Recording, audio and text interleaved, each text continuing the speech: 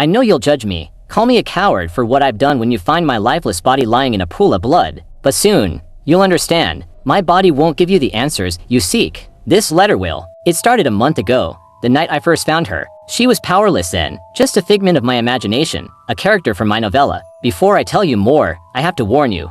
Don't let curiosity get the better of you. You shouldn't want to know her. I named her Mara. I wanted to create a tale of triumph rising from tragedy. And so, I began with tragedy. She grew up in a small, nameless village.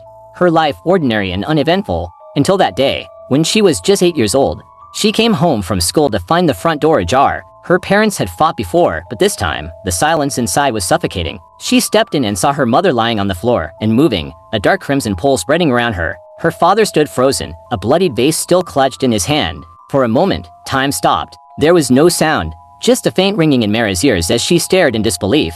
Then, the silence broke, shattered by her scream. I know how it sounded because I heard it. That night, it was piercing, raw, and filled with so much pain it made my chest tighten. I thought I was imagining it. A writer caught up in his own story, I told myself, and I continued to write. Her father had called it an accident. He forced Mara to lie, and when she refused, he beat her. I wrote about her sobs, the way her small body shook under his blows. That night, I heard her cry, soft, muffled sobs that came from nowhere and everywhere. It wouldn't stop. By the second sleepless night, I wanted to quit. The story was taking a toll on me.